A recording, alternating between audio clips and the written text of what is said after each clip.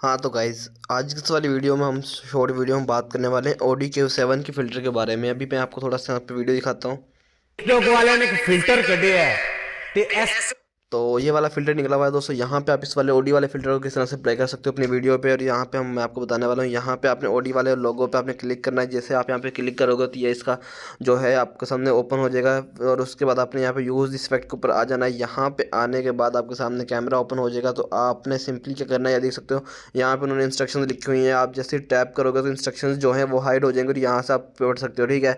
तो अगर आपने जितने सेकंड की वीडियो बनानी है आप वो आपने सेलेक्ट करना है, ठीक है। तो मैं 15 सेकंड की बना रहा हूँ अभी। तो आपने उसके बाद इसके ऊपर क्लिक कर देना, जो यहाँ पे रेड कलर का वीडियो को बनाना स्टार्ट कर देना। जैसे स्टार्ट करेंगे उसके लो बाद जी आपने तुसी सोच रहे होवोगे मैं फरारी च बैठा होया वां। मैं फरारी फरूरी च कोई नहीं बैठा होया।